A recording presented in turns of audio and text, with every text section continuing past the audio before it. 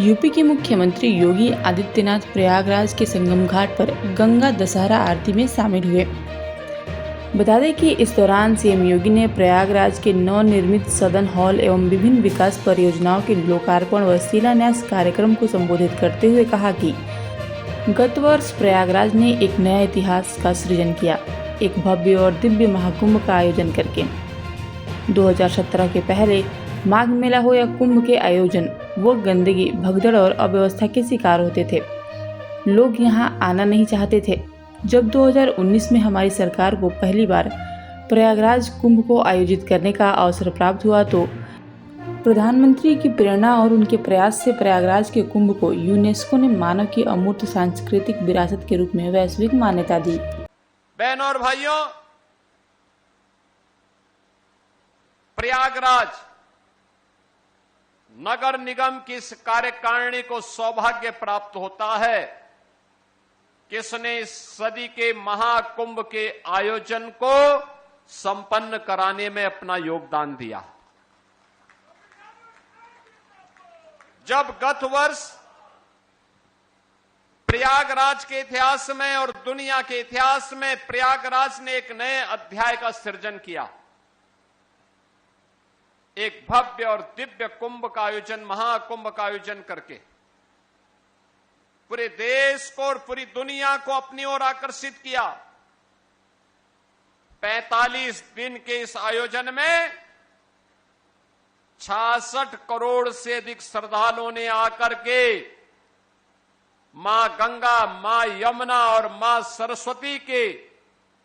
त्रिवेणी के इस महासंगम में ज्ञान, भक्ति और कर्म की एक नई प्रेरणा प्राप्त करके ऊर्जा के उस अक्षय स्रोत भारत की वैदिक और पौराणिक काल के इस पावन धरा को नमन करके अपने पूर्वजों के प्रति कृतज्ञता ज्ञापित करते हुए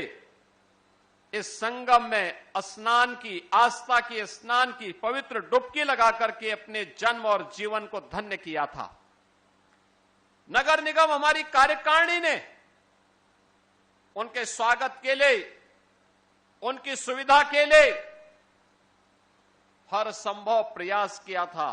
और परिणाम रहा भव्य और दिव्य कुंभ को हम दुनिया के सामने दे पाए। यही प्रयागराज है बहनों और भाइयों। 2017 के पहले माघ मेला हो, कुंभ के आयोजन हो, वे गंदगी के, भगदड़ के, अव्यवस्था के, अराजकता के शिकार होते थे। लोग आना नहीं चाहते थे, लोग आना नहीं चाहते थे। लेकिन जब 19 में हमारी सरकार को पहली बार प्रयागराज कुंभ के आयोजन को करने का अवसर प्राप्त हुआ था, तब प्रधानमंत्री जी की प्रेरणा से और उनके प्रयास से प्रयागराज के कुंभ को यूनेस्को ने मानवता के अमूर्त धरोहर के रूप में मान्यता देकर के हमारे पूर्वजों की इस परंपरा को, हमारी सांस्कृतिक और आध्यात्मिक परंपरा के इस आयोजन को वैश्विक मान्यता देने का काम किया था। हर भारतवासी, हर सनातन धर्मावलंबी के लिए गौरव की बात थी और उसी गौरव के साथ जुड़ने का अवसर 19 में भी और 25 में भी हमारी सरकार को प्राप्त हुआ। मैं इसके लिए नगर निगम के उन सभी पार्षदों को, वर्तमान और पूर्व महापौर को, उन सभी कार्मिकों को, उन सभी सफाई कर्मियों को, उन सभी सुरक्षा कर्मियों को जिन्होंने प्रयागराज के इस ऐतिहासिक कार्यक्रम को, कुंभ हो या महाकुंभ, उसे भव्य और दिव्य तरीके से संपन्न करके प्रयागराज को वैश्विक मान्यता दिलाने में अपना योगदान दिया था।